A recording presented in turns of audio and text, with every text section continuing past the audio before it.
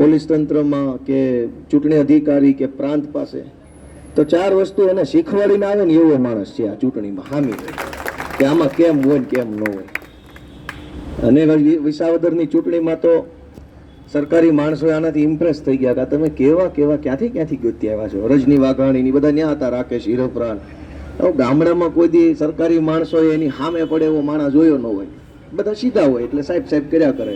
હવે સાહેબ ના સાહેબ ઓલ્યા થાક્યા નથી કે ભાઈ આ તમે બધું મૂકો ને તમે શું કરવાનું છે એ કયો કાયદા પ્રમાણે નિયમ પ્રમાણે. એટલે આવા હોશિયાર માણસો જે લડી શકે, જે બોલી શકે, જે ગમે એવા અઘરા સમયમાં ટકી શકે અને આટલા વર્ષથી આમ આદમી પાર્ટીમાં રહીને હિંમત હાર્યા વગર જેણે પોતાની ધીરજની સાબિતી આપી દીધી છે એવા બધા વ્યક્તિઓ અત્યારે ઉમેદવાર છે. 2 મતથી જીતી જાય તો કોઈ મજા નથી, 1200 મતથી જીતી જાય તો કોઈ મજા નથી. એવી રીતે જીતે ને કે સુપડા સાફ થઈ જાવ જોઈએ, કોઈ ડિપોઝિટ લેવાય પાછો ન જાય તો જ મજા છે. આગેવાન પ્રમાણે ચાંદલો હોય, નાનું છોકરું હોય નાનું ટીલું કરવાનું, માર જેવું મોટું ટીલું કરવાનું. એટલે જેવડા નેતા હોય એવડું ટીલું કરજો પાછા, એમ તમને નાના ટીલા ન થાય. અને એના માટે બધા મહેનત કરવી પડશે, કેમ કે આ લોકો હવે ગાંધા થયા છે. મુખ્યમંત્રી આ રોડ શો કરવા આવે છે, હું આમ કરવાનું આમ કરો. ફાઇલ વાળા મકાન છે લાવો કરી દો, ગટર ઉભરાશ લાવો, પાણી ભરાય આમ કરો. આમ શું કામ કરો છો? શું કામ છે બોલો એમ કેમ નથી કરતા? તમે તો મુખ્યમંત્રી છો. આખું કતાર ગામથી લઈને સરથાણા સુધી ફાઇલો વાળું મકાન બનાવીને બિલ્ડર, નેતા અને અધિકારીઓ કમાઈ ગયા. પબ્લિક રોડે ચડી. આખું આ વરાછા વિસ્તાર બિલ્ડર, નેતા અને ભાજપના નેતા, બિલ્ડર ને અધિકારી ત્રણેય ભેગા મળીને ભોહાડીઓ વાળી દીધો. મન ફાવે એવા બાંધકામો કરી નાખ્યા. ક્યાં જગ્યા છોડી, ક્યાં જગ્યા ન છોડી, ક્યાં સીઓપી, ક્યાં રોડ, ક્યાં વોકવે, ફૂટપાથ, ક્યાં સર્વિસ રોડ, કોઈને કઈ ખબર જ નથી ક્યાં શું છે. ચારો તરફ બાંધકામ થઈ ગયું. એ પૈસા કોણ કમાણો?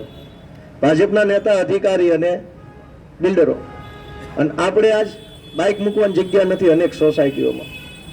તોય મુખ્યમંત્રીને એટલી વાતની ચિંતા નથી કે અહીંયા હું ચૂંટણી હાલ્યા આવો છો. કરવું હોય તો હજુ ફાઇલો વાળા મકાન છે, એક પરિપત્ર બહાર પાડો કે કાલથી દસ્તાવેજ ચાલુ થઈ જશે, ઓનલાઈન ટોકન લેવાનું, જેનો વારો આવે ત્યાં જઈને કાગળ આપે એટલે ઉભા દસ્તાવેજ.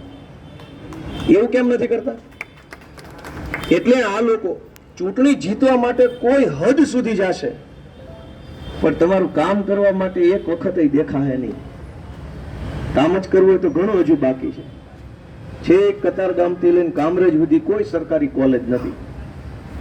હકીકતમાં તો કતારગામ, ગોઠાણ, અમરોલી વચ્ચે એક કોલેજ હોવી જોઈએ, એ કઈ પૂણા અને કરંજની વચ્ચે હોવી જોઈએ, આ વિસ્તારને બધાને સાંકળતી. એ કામ હોવી જોઈએ સરથાણા કામરેજની વચ્ચે, કઠોદરા ને બધું આવી જાય રીતે. એક વેલંજા સાઈડ હોવી જોઈએ, મોટા વરાછાથી ખોલવડ ને બધા લોકો ભણી શકે. હમણાં સરકારે લોકસભામાં પરિસીમન વિધેયક લાવ્યા, અંગ્રેજીમાં ડિલિમિટેશન બિલ. એમાં એણે એવું નક્કી કર્યું કે દેશની જનસંખ્યા બહુ વધી ગઈ છે એટલે હવે સાંસદો વધારવા પડે એમ છે. વાત સાંભળી બધા? 542 સાંસદ છે, એમાંથી 850 કરવા છે.